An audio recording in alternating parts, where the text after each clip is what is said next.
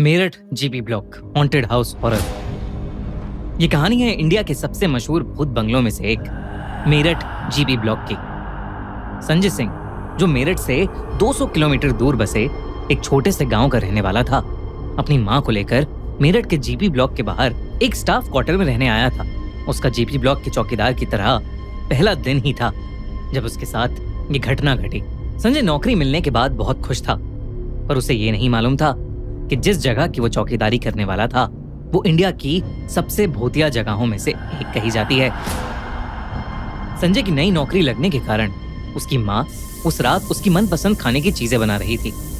Sanjay GB block के area के बाहर से टॉर्च मारता हुआ राउंड लेकर वापस अपने क्वार्टर में खाना खाने घर आ रहा था। तभी अपने घर से थोड़ी दूर एक नलके के पास खड़े हुए अपनी माँ को उसने किसी को कहते हुए सुना, इतनी रात को तुम्हारा ऐसे इलाके में होना ठीक नहीं है। जब उसने वहां पहुंचकर अपनी माँ से पूछा कि वो किससे बात कर रही थी, तो उन्होंने उसे बताया कि वो खाने के लिए पानी भर रही थी। और तभी उन्हें आसपास की झाड़ियों से जीपी ब्लॉक की तरफ जाती हुई लाल साड़ी में एक लड़की दिखी। जब उन्होंने उस लड़की को वहां से जाने के लिए मना किया तो उस लड़की ने उनकी बात को अनसुना कर दिया और भागकर जीपी ब्लॉक के अंदर चली गई।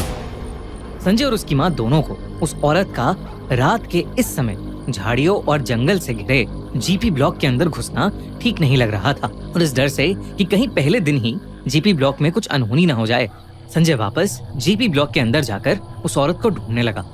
रात के अंधेरे में जंगल और झाड़ियों से घिरे होने के कारण संजय को बस उतना ही दिख रहा था जितना उसकी टॉर्च की रोशनी दिखा पा रही थी। जीपी ब्लॉक का बंगला 3 हिस्सों में बटा हुआ था। दिन में वहां जितनी शांति लग रही थी, रात के अंधेरे में वही खामोशी अब और ज्यादा भयानक लग रही थी। संजय ने सोचा कि उसे जीपी ब्लॉक के उन 3 हिस्सों में एक एक करके जाना चाहिए। अपने हाथ में लाठी लिए और टॉर्च के सहारे संजय जब पहले हिस्से में घुसा तो उसके पूरे शरीर में उसको एक रूह चीर देने वाली ठंड महसूस हुई। ये बहुत अजीब था क्योंकि तब गर्मियों का मौसम चल रहा था और बिल्डिंग के अंदर इतनी तेज ठंड का होना बिल्कुल भी नॉर्मल नहीं था। फिर भी संजय ने हर जगह टॉर्च मार कर देखा पर उसे कोई लड़की दिखाई नहीं दी, पर उसे वहां ढेर सारे बालों के गुच्छे मिले। उसे समझ नहीं आ रहा था कि वो बालों के गुच्छे वहां कहां से आए। तभी उस बिल्डिंग के अंदर एक कोने से 2 लाल आंखें उसे घूरती दिखी, लेकिन जब वो उसके पास गया तो वो अंधेरे में कहीं गायब हो गईं। संजय ने पूरी बिल्डिंग छान मारी लेकिन उसे कुछ भी नहीं मिला, पर उसे हर वक्त वहां पर किसी की मौजूदगी महसूस हो रही थी। संजय उस लड़की को ढूंढता हुआ अब जीपी ब्लॉक के अगले हिस्से में घुस गया। दूसरी बिल्डिंग के पास जाते जाते उसे ऐसी बदबू आने लगी जैसे कोई जानवर वहां कई सालों से मरा पड़ा हो। फिर भी वो उस लड़की के बारे में सोचते हुए घर के उस हिस्से में घुसा, पर वहां उसे कोई भी नहीं दिखा। लेकिन जब वो उस घर से बाहर निकलते हुए इधर उधर टॉर्च मारते हुए रास्ता ढूंढ रहा था तो उसे उस हिस्से की टूटी हुई दीवार के छेद से। दोस्तों, हमारे पॉडकास्ट की नई सीरीज बिल्कुल भी मिस मत करना जिसमें हमने डायन की रियल लाइफ स्टोरीज डिस्कस करी हैं। तो इस वीडियो के बाद हमारे पॉडकास्ट को देखना मत भूलना। 4 लोग दिखे। उन्होंने ब्रिटिश ऑफिसर्स की यूनिफॉर्म पहनी हुई थी और वो शराब पीते हुए गप्पे मार रहे थे। उन्हें देखते ही उसने चिल्लाकर उन्हें वहां से जाने को कहा, पर उन चारों ने उसकी बात को जैसे बिल्कुल अनसुना सा कर दिया। संजय को मालूम था कि अक्सर ऐसे शराबी ही पुरानी जगहों पर आकर हल्ला करते हैं, तो वो दूसरे हिस्से से भागकर तीसरे हिस्से के उसी फ्लोर पर चला गया जहां पर वो लोग बैठे थे। लेकिन वो जैसे ही वहां पहुंचा, वहां पर उन चारों में से कोई नहीं था। तभी उस तीसरे हिस्से के ऊपर वाले फ्लोर से उन चारों लोगों की जोर जोर से हंसने की आवाज आई। संजय भागकर उस बिल्डिंग के सबसे ऊपर वाले फ्लोर पर गया जहां उसे वहीं 4 लड़के हंसते हुए मिले। उन चारों लड़कों को वहां देखकर संजय फिर से उन पर चिल्लाया, पर वो चारों शराब पीते पीते और जोर से हंसने लगे। जब संजय के कई बार कहने पर भी वो लोग वहां से नहीं गए तो संजय ने उनमें से एक को अपनी लाठी से मारा, पर वो लाठी उस लड़के के आर पार चली गई। वो चारों लड़के संजय की तरफ मुड़े और संजय ने देखा कि उन चारों के चेहरे बुरी तरह से गले हुए हैं और उन चारों की आंखें थी ही नहीं। घबराया हुआ संजय वहां से भागा और वो लड़के बहुत ही डरावने तरीके से हंसने लगे।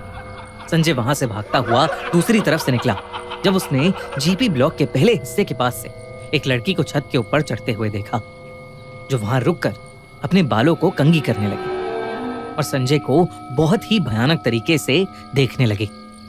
उसकी आंखों में वही लाल चमक थी जो कुछ समय पहले संजय ने अंधेरे में देखी थी।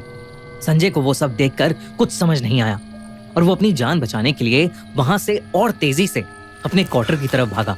लेकिन वो भागते भागते अचानक रुक गया क्योंकि उसके ठीक सामने एक और औरत खड़ी थी जिसने लाल साड़ी पहनी हुई थी। संजय को लगा कि ये वही लड़की है जिसे संजय की मां ने देखा था। लेकिन जब उसने उस लड़की को पुकारा और जब वो लड़की मुड़ी तो संजय की रूह कांप उठी। उस औरत का चेहरा बेहद डरावना था। ऐसा लग रहा था कि जैसे वो कोई चुड़ैल हो। संजय को देखते ही उस औरत ने उसे बहुत जोर से धक्का दिया जिसकी वजह से उसका सर पास पड़े पत्थर पर लगा। संजय को ऐसा लगा कि जैसे उस औरत का हाथ नहीं बल्कि कोई जलता हुआ लोहा था। संजय दर्द में बहुत जोर से चिल्लाया और उसी दर्द में कर्राते हुए संजय ने देखा कि वो लाल साड़ी वाली औरत हवा में उड़ती हुई जीपी ब्लॉक के अंदर जाते जाते कहीं गायब हो गई। उसकी मां संजय की चीख सुनकर उसके पास आई तो संजय बहुत बुरी तरह से डर से कांपता हुआ जीपी ब्लॉक की तरफ देख रहा था। तभी संजय ने अपने कान में एक औरत की आवाज सुनी जो जीपी ब्लॉक के अंदर से सिर्फ संजय को सुनाई दे रही थी और जो उसे कह रही थी, मैं हमेशा यहीं रहूंगी और अगर तू और तेरी माँ यहाँ फिर से आए तो मैं तुम दोनों को जान से मार दूंगी। संजय की माँ भी घबराई हुई उसे स्टाफ क्वार्टर के अंदर ले गई। तब उसकी माँ ने देखा कि संजय की छाती पर किसी इंसान के हाथ के निशान थे। उस दिन के बाद संजय ने वो नौकरी हमेशा के लिए छोड़ दी। बाद में उसे पता चला कि जीबी ब्लॉक में पहले ब्रिटिश आर्मी की बिल्डिंग्स थीं और वहां पर अक्सर लोगों के साथ ऐसी ही चीजें हुई हैं। कई लोगों को वहां ब्रिटिश आर्मी के टाइम के ऑफिसर्स दिखे हैं और कई लोगों को वो लाल साड़ी वाली औरत। संजय समझ गया था कि उस दिन वो मेरठ के भूत बंगले से बाल बाल बचा। मेरठ जीपी ब्लॉक के बारे में कई अफवाहें, कई लोग उसे इंडिया का सबसे हॉन्टेड भूत बंगला कहते हैं तो कई कहते हैं कि ये सब एक झूठ है। हमें कमेंट्स में जरूर बताइए।